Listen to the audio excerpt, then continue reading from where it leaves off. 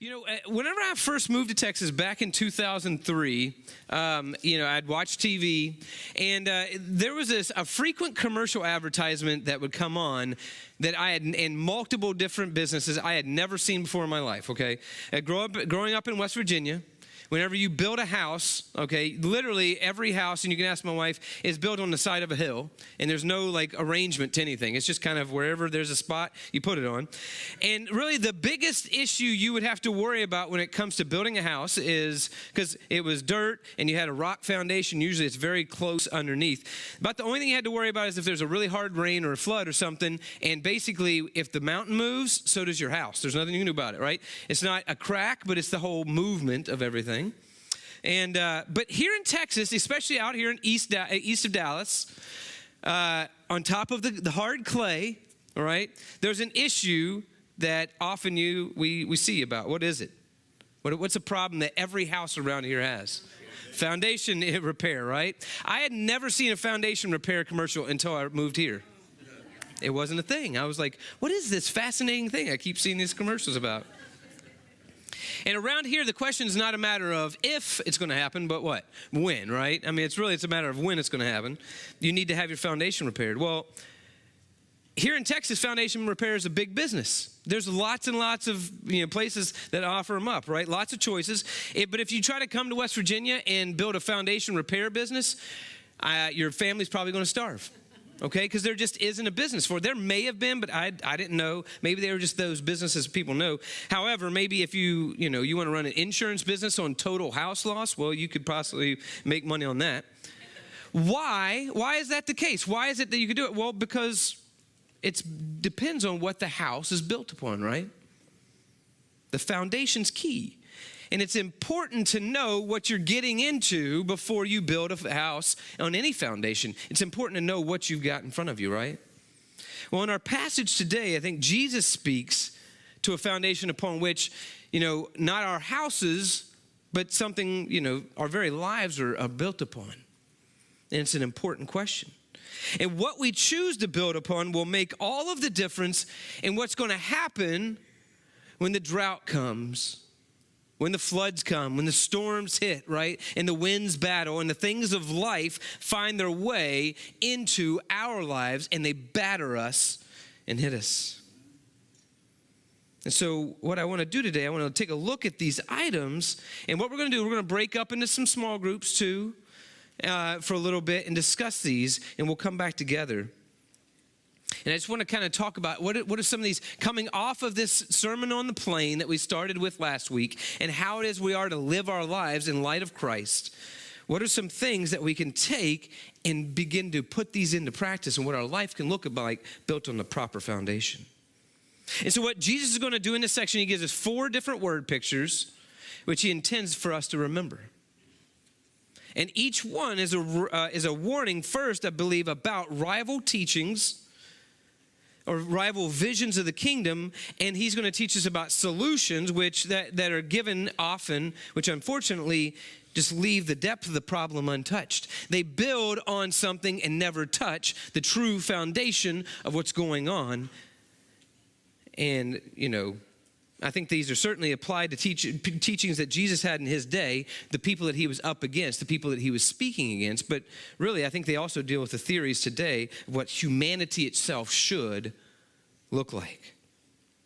And so we're going to look at those 4 pictures, warnings about rival teachings or visions of the kingdom, about solutions that they have that do not touch the heart, but what truly can make a difference.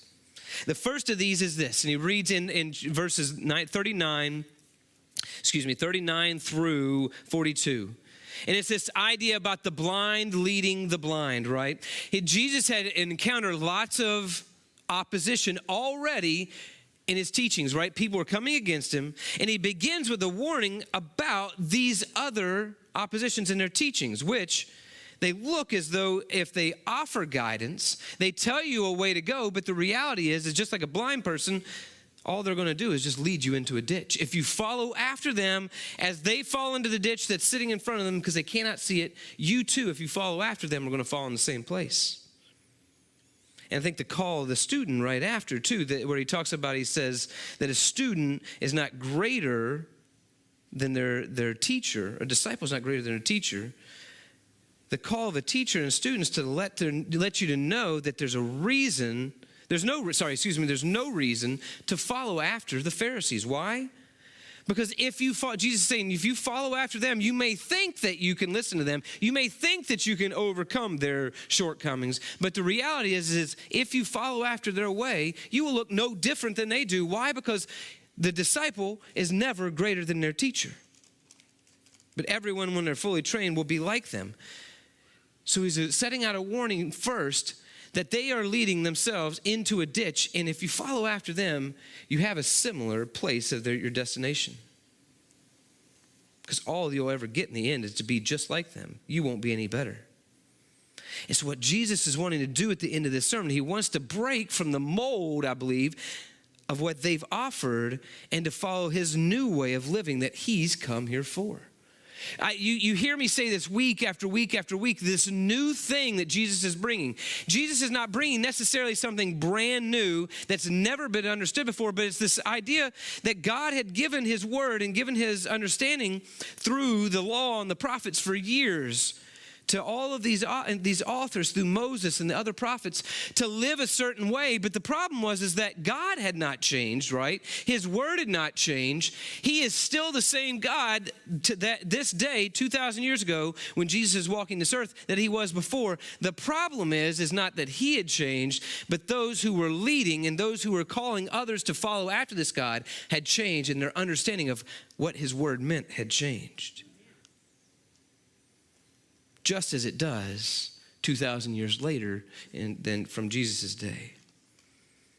And so he's offering not a brand new way of life, but a new understanding of this is how God is. And I'm here to show you the fuller way.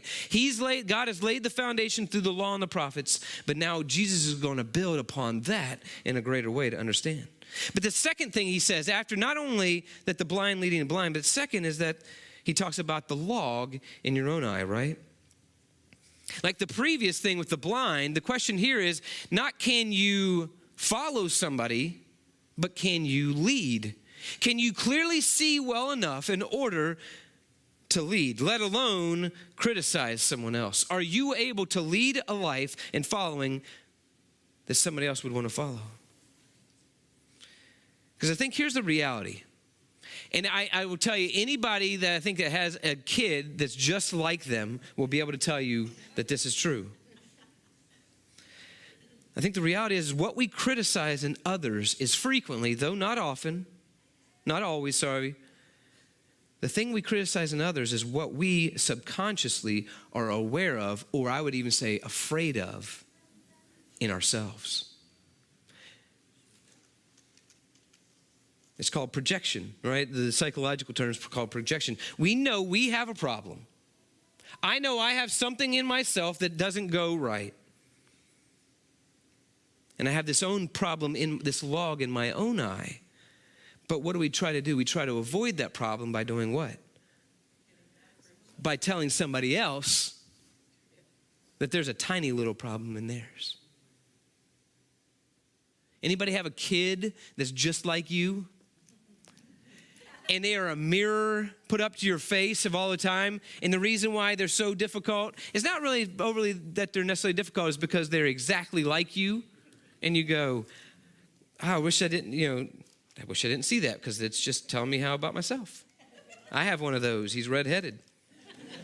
So I also get that too, the redhead. That drives me nuts because he's just like me. But see, Israel's leaders were just as guilty of this as we are as parents a lot of times with our kids. What had they done? They had fine-tuned the law down. They had whittled it down all to its smallest little pieces, to the smallest little detail. Yet, what had they done? They had missed the entire point of what it was about. See, what they did was they tried to make Israel and the people around them, the Pharisees and the leaders of the scribes and the leaders of the law, to make Israel holier and holier by doing what? Separating them further and further and further from others, to make it so minute that they might be unlike anybody else. But the point of the law was not to separate, but the point of the law and the prophets was to do what? To make them a light to the nations. and they had become very good speck hunters. Specks in other people's eyes, but they couldn't see the huge disobedience beam in their own. And Jesus is using hyperbole here. I mean, really, to have a beam sticking out of your eye. But the reality is that's exactly what we do, is we neglect and forget to see the thing that's sitting right in front of me, and I want to either project or I want to find somebody else with the same problem, and I want to point it out in your eye. I want to find it in you, and I'm going to make sure that you know that you have a problem. I'm either going to hide mine, or I'm just going to actually not even acknowledge it. And here's the reality. Here's the thing, though. Notice, removing specks is not, and in my brother's eye is not a bad thing, is it? Am I ever commanded by Jesus to not remove the speck from my brother's eye? No. It's a good thing. We need each other to see the specks that we can't see, right? Have you ever had that? You get that eyelash in or something in your eye, and you look, and it's like nothing. I can feel it. But then you get your wife or your husband to take a look at it for you to be able to get that out of there. There's a good time for that. But not when it's at the expense of removing the beam from my eye first. Third, he talks about good fruit versus bad fruit. I think the point of this, and the point of being a Jew or of being God's called Israel, and to every individual after this, is to produce those who are truly what humanity should be. Jesus' words and his ideas of walking and living this life is to produce true humans, just like he was. I think this is the point of the trees and the fruit. If we merely push just moral reformation, get that? If we merely push moral reformation, you leave the heart untouched. And we are no more useful than just merely tying grapes to a briar bush. Because the reality is only type of tree that good fruit can come from is what? A good tree. The only type of rotten fruit, interestingly, will only come from a what?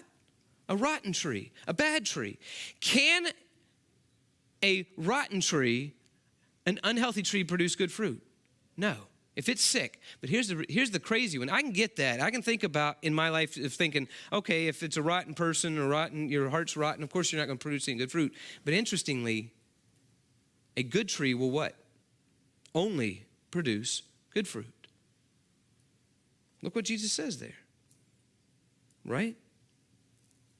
Each tree is known by its fruit. Figs are not gathered from thorns, and grapes are not picked from brambles. The good person out of the good treasury of his heart produces good, and the evil person out of the treasury produces evil.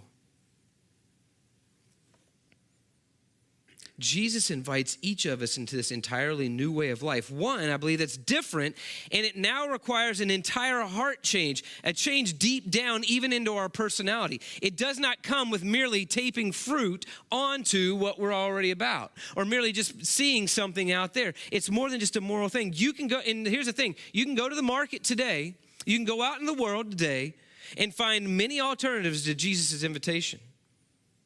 But just as in his time, none of them will ever touch the real problem. None of them ever get down into the true foundation of what it's built upon. You and I, we are not in need of moral reform. We are not in need of political reform, Christians. We are not in need of societal reform as our problem. What we are in need of is what? We are in need of a transform. We are in need of what Romans 12 says, a metamorpho. We get the word metamorphosis, a transforming by the renewing of our minds, a changing over from one thing to something new in who we are at the very core of ourselves, at the very roots of the tree which produces one fruit or another. It's not about these external things that will then transform inwardly, but it's about the inward that's going to transform out. What does he say? For from their mouth speaks what fills the heart. Whatever is going to come out of you is only going to come out what's in there in the first place. So what's going to come out of me, that moral reform, that social reform, that political reform is only going to come when it starts deep in here. I'm going to pause there for a second. I want us to break up. You should have some questions. If not, I'll bring them around.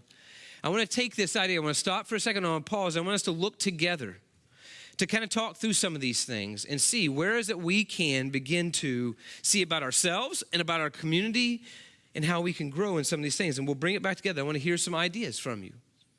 But it's interesting, in going in here, like Jesus ends this sermon with an illustration, right? This stern warning going all the way back to where we began, right? He takes us back to our opening and this idea, what is the difference? He talks about two different people, right? Matthew calls it a wise person and a foolish person. Luke just says two people. What's the difference? How about this? What's the similarity in the two people? They are both building a house, and they both what? Then what they go through, but what is in something in action or something to do that's similar? They both heard. They both listen, right? They both listen and they hear what Jesus said. But what is the vast difference between the two people? And what is it that leads to whether or not they're built on the right foundation or not? How are they reacting? Are they listening? Look, but the one, verse 48, he's like a man who builds a house who dug down deep. Well, who is? He is like a man building a house. What? Everyone who comes to me and listens to my words and puts them into practice. But the other man, the person who hears them and does not put my words into practice. What's the vast difference is what you do with the words that Jesus says. You cannot merely hear his words and think that your foundation is going to stand. Because here's the reality. The floods are going to come, okay? I don't care who you are. Floods are going to hit you. Drought will hit. The ground will crack and dry as much as you try to water it. In the Texas sun, the ground and the clay is still going to crack, right? And it's going to be clearly apparent what kind of building you're living in when those things come. Listening to Jesus and his true wisdom and not putting it into practice is like building without any foundation at all. Just piling up some dirt and building your house on it. And as soon as that rain comes, it's just going to move, it's going to shift. And just like in West Virginia, it's going to slip off the entire side of the hill. And great will be its end. I think it's interesting. I think Jesus actually, as a little side note, I believe he's talking to the leaders of the time and what they are building their hope in, their foundation in. They're building it simply in a temple. I think he is also speaking to the temple that they're finding it in, to that system, but they're doing it in the wrong way because there's going to be a time he's going to say later in Luke that the temple is under God's judgment. Why? Because the leaders didn't heed Jesus' call to obedience.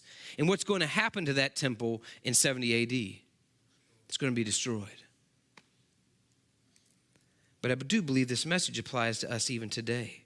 And I think the questions that we need to ask, we need to be asking as believers are this, is that are we so keen on looking for specks in others' eyes that we can't see the beam in our own? Are we so good at finding it in somebody else that I can't even see it in my own? Or do our plans and our schemes look good on the outside, how we live, what we do, the things we do, yet our hearts are untouched? Are we building without any true foundation? And I think as we ask these questions about ourselves, all the while as Jesus is telling us to watch out for those who would lead us into traps, we must maintain the generous, free-spirited nature and approach to the life Jesus calls us to earlier in these parts of this sermon. See, Jesus' offer of new and abundant life is so all-embracing, and if it's all-embracing, it's also all-demanding. You cannot live as part and hear the words and say, I approve of these and I don't approve of these. I apply these and I leave these to the side. It's an all-encompassing, all-embracing thing. And I think it's exactly why there are many people trying to find alternative ways to live. But I can guarantee you these other ways of life must be resisted. These other ways of how the world will tell you to live, how psychology will tell you to live, how any type of theory is going to tell you to live that is against Jesus' words will come to a fall. Other things come and other things go. For thousands of years, things have come and they've disappeared, and they come back into fashion and they disappear again. But the one thing that has never changed and the one thing that never has failed, I believe with every ounce of my being, is that Jesus' words will never fail. Amen. So I part with this idea in verse 46. Where Jesus asks each and every one of us, why do you call me Lord, Lord? There's an intimacy in that double Lord. Not just is he Lord or King, but he is my Lord. He is intimate to me. I know him. Why do you call me Lord, Lord? Why do you see that I'm somebody intimate to me, intimate to you, yet you do not do what I say? And I ask, what foundation are you building upon? Every one of us needs to answer this question individually. We are a part of a collective, and we help one another to build, but we need to answer this question individually. What foundation are you building upon? Do you merely have the words that Jesus says? Do you merely hear them and you walk away unchanged? Or do you heed them and put them into practice? Difficult though they may be, whether you like them or not, whether they call you to something that may be difficult or not, whether it calls you to love somebody that has been truly terrible to you or not. When you look at Jesus Christ and see the life that he lived, that he gave his life that you, a sinner, might find it. How can we be any different than the Savior that we call upon as Lord? Is your house built well, or do you need foundation repair? Let's pray.